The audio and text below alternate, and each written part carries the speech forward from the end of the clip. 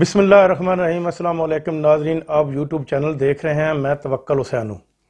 بالآخر خدا کر کے وہ سمری جس کا کافی دنوں سے انتظار کیا جا رہا تھا، وہ سمری GHQ سے وزارت دفاع کو موصول ہو گئی ہے، اور رات گئے خواجہ آصف کے ایک ٹویٹ کے مطابق وزارت دفاع سے وہ موو کرتی ہوئی پرائم منسٹر ہاؤس تک پہنچ چکی ہے۔ اب اس سمری میں کیا ہے وہ میں آپ کو تھوڑا سا بتاتا چلوں۔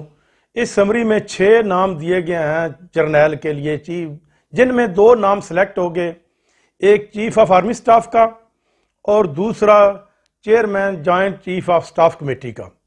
باقی 4 نام جو ہے وہ پینڈنگ چلے جائیں گے۔ جو نون لیگ کی خواہش تھی کہ جنرل آصف منیر کو سینیارٹی کی بنیاد پر لکھا جائے، وہ سمری میں اس کا نام شامل ہے، ان کو سمری میں شامل کر دیا گیا ہے۔ یہ سمری کیا ہوتی ہے؟ سمری تو ایک چھوٹا سا پیراگراف ہوتا ہے جو ان کے ناموں کے اوپر لکھا جاتا ہے۔ بیسک جو سٹوری ہے وہ ان کی فائل بنتی ہے، فائل ان کے ساتھ ہوتی ہے، ہر نام کے ساتھ ایک فائل بنی ہوئی ہوتی ہے، اور وہ فائل میں دیکھا جاتا ہے کہ اس آدمی نے پیچھے جتنا عرصہ بھی نوکری کی ہے، اس میں اس نے کیا کیا ہے، کب اس نے نوکری جوائن کی تھی، کب اس نے کون سا مارکہ کیا ہے، کہاں پر یہ کور کمانڈر رہا ہے، اور اس کے علاوہ کب یہ ریٹائر ہو رہا ہے۔ اور یہ ظاہر بات ہے کہ جنرل آصف منیر کی جو فائل ہے اس میں یہ درج ہوگا کہ یہ 27 نومبر کو ریٹائر ہو رہے ہیں جنرل قمر جاوید باجوہ سے 2 دن پہلے۔ اگر کوئی اس کے اوپر مس ہیپ ہوتا ہے تو پھر وہ کیس تو عدالت میں بھی چینج کیا جاتا ہے، لیکن ایسا بھی ہو سکتا ہے کہ 3 نام شارٹ کیے جائیں، 3 نام joint chief of chairman staff committee کے لیے اور 3 نام جو ہے وہ چیف آف آرمی سٹاف کے لیے، اور یہ تینوں کی لسٹ علیحدہ بنی ہو، یہ بھی ہو سکتا ہے، ممکن ہے۔ لیکن اب اگلا مرحلہ کیا ہوگا؟ اس کے اوپر بھی نون لیگ والوں کو زیادہ خوش ہونے کی کوئی ضرورت نہیں ہے۔ اس کے بعد جو اگلا مرحلہ ہے وہ یہ ہے کہ یہ وزیر اعظم ہاؤس سے سمری صدر کے پاس جائے گی۔ صدر ایک نیوٹرل آدمی ہوتا ہے، وہ چاروں صوبوں کا ایک نمائندہ ہوتا ہے اور پورے پاکستان کا نمائندہ ہوتا ہے، اس کا کسی جماعت کے ساتھ کوئی تعلق نہیں ہوتا۔ وہ اس سمری کو دیکھیں گے، وہ اس سمری کو 15 دن کے لیے بھی اپنے پاس رکھ سکتے ہیں، اور 15 دن کے بعد وہ اعتراض لگا کر دوبارہ واپس کر سکتے ہیں، اور پھر 10 دن وہ اپنے پاس رکھ سکتے ہیں، اور پھر جا کر وہ اس کے اوپر عمل درآمد کریں گے۔ لیکن صدر کو عمل درآمد کرنا پڑتا ہے وزیر اعظم کی ایڈوائس کے اوپر۔ وزیر اعظم جو ایڈوائس دیتے ہیں اس کے مطابق صدر کو کرنا پڑتا ہے، کیونکہ یہ جمہوری نظام ہے اور اس میں قانون کے اندر درج ہے۔ اگر فرض کر لیں صدر یہ 25 دن کے لیے سمری کو ڈیلے کر دیتے ہیں تو پھر نون لیگ کی جو خواہشیں اور خوشیاں ہیں وہ دری کی دری رہ جائیں گی۔ ایک نام جو چھٹا نام ہے وہ آصف زرداری کی خواہش کے اوپر اس میں سمری میں ڈالا گیا ہے، لیکن دیکھیں اب کیا ہوتا ہے، جو بھی ہوگا بہتر ہوگا۔ اس میں آرمی چیف کی تعیناتی کو اتنا بڑا معاملہ ایشو نہیں بنانا چاہیے، ترقی کی راہ پر چلنا چاہیے۔ آرمی چیف تو ایک سرکاری ملازم ہوتا ہے، 3 سال کے لیے اس نے آنا ہوتا ہے، وہ ادارے کا آدمی ہوتا ہے، اس کو سب سے پہلے عزیز اپنا ملک ہوتا ہے، اور ملک کے بعد اگلا جو عزیز ہے اس کو اپنا ادارہ ہوتا ہے۔ وہ ادارے سے بڑھ کر کوئی بھی ایسا کام نہیں کرتا جو ادارے کے مفاد میں نہ ہو یا ملک کے مفاد میں نہ ہو۔ لیکن آج بھی ہم اسی ایشو میں لگے ہوئے ہیں کہ میری مرضی کا آرمی چیف آئے، کوئی کہتا ہے میری مرضی کا آرمی چیف آئے، کوئی یہ تو نہیں کہتا کہ میری مرضی کا IG پنجاب آ جائے یا چیف سیکرٹری آ جائے، وہ بھی تو ایک سرکاری ملازم ہی ہوتے ہیں۔ لیکن یہ اس ایشو کو نہیں بنانا، اس ایشو سے بنگلہ دیش، انڈیا اور ایران اور یہ نکل چکے ہیں، اور آپ جو وہ ترقی کی راہ پر گامزانہ، ایون کہ یہاں تک بھی کہا جا سکتا ہے کہ افغانستان کچھ معاملوں میں ابھی کل وہ آزاد ہوا ہے، کچھ معاملوں میں پاکستان سے وہ بھی ترقی کی راہ میں آگے نکل چکا ہے، اور امید ہے کہ وہ نکل جائے گا۔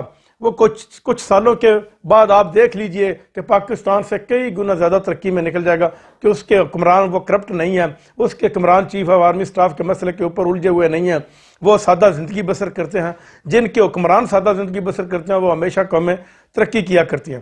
آپ آ جاتے ہیں نواز شریف کی جو موومنٹ ہوئی ہے لندن سے، کوئی فیس بک کی تو خبریں یہ چل رہی ہیں کہ وہ اٹلی میں گئے ہیں، لیکن ممکن نہیں کہ وہ اٹلی میں جائیں، کیونکہ وہ کسی ایسے ملک میں نہیں جائیں گے جہاں پر پاکستانیوں کی اکثریت ہو۔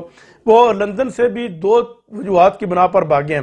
ایک تو ان کو جو وزٹ ویزا لندن نے ایشو کیا ہوا تھا، اس کا جو لندن کی وزارت ہے، جو وزارت داخلہ، اس میں اس کا کیس چل رہا تھا ہوم منسٹری میں، تاکہ اس کو نیکسٹ ویزا شاید نہ مل سکے، اس لیے بھی ان کا جانا ٹھہر گیا تھا۔ اور دوسری بات، وہاں پر عوام نے ان کا جینا دوبر کر دیا تھا، جہاں بھی جاتے تھے چور کے ناظر، وہ گھر سے باہر نکل ہی نہیں سکتا تھا۔ وہ اس کے سامنے ایک بنگالی کی دکان ہے، وہ صرف اور صرف صبح کے وقت جب کوئی بھی وہاں پر نہ ہو بنگالی کی دکان کے اوپر تک جاتا تھا۔ اس کے علاوہ گھر میں بھی وہ واک کرتے تھے، گھر میں ہی رہتے تھے، گھر سے باہر جہاں بھی کسی مارکیٹ میں بھی گئے ہیں وہاں پر بھی چور جو بھی پاکستانی دیکھے گا وہ ساتھ ساتھ چور کے نعرے بھی لگائے گا، اور اس کے ساتھ ساتھ وہ ویڈیو بھی بنا لے گا، اور پھر وہ ٹویٹ اپنا ٹک ٹاک کے اوپر یا یوٹیوب کے اوپر وہ ڈال دے گا۔ تو پھر اس سے زیادہ اور کیا توہین ہو سکتی ہے؟ یعنی کہ آپ یوں کہہ لیجئے کہ ان کو اب دنیا کے سامنے چھپنے کے لیے جگہ نہیں مل رہی، وہ یہ چھپتے پھر رہے ہیں، اور دنیا ان کو چھپنے، پوری دنیا کتنی وسیع ہے، اس دنیا کے 157 ملک کے قریب ملک ہیں جس میں ان کو یہ نون لیگ ہے، جس کا بھائی وزیر اعظم بھی ہے، جس کا ایک بھائی وزیر اعظم بھی ہے اس وقت موجودہ پاکستان کا، لیکن اس کے دوسرے بھائی کو چھپنے کی جگہ نہیں مل رہی، اور وہ پارٹی کا سربراہ بھی ہے، پارٹی کا ہیڈ بھی ہے۔ اب آ جاتے ہیں عمران خان کی طرف۔ عمران خان وہ واحد آدمی ہے جس نے جو اب موومنٹ لے کر چل پڑا ہے۔ 26 نومبر کو وہ پہنچ جائیں گے راولپنڈی میں، راولپنڈی میں شاید وہ دھرنا دیں یا اسلام آباد میں وہ جلسہ کریں، لیکن وہ 70 سال کا آدمی اپنی اولاد اور اپنی صحت سے زیادہ اس ملک کو عزیز سمجھتا ہے۔ اس کو 4 گولیاں لگی ہیں، اس کے باوجود بھی وہ ڈٹ کر کھڑا ہے اور ملک اور قوم کے لیے لڑ رہا ہے۔ آج وقت ہے، اگر پوری قوم عمران خان کے ساتھ نکلے گی تو کل کو ہم آزادی اور حقیقی آزادی کی جنگ میں جیت سکیں گے اور سکھ کا سانس لے سکیں گے۔ اگر عوام عمران خان کے ساتھ نہ نکلی تو پھر بھی یہ پچھتاتے رہیں گے، اسی طرح جس طرح انہوں نے ذوالفقار علی بھٹو کو گنوا کر پچھتا رہے ہیں آج تک۔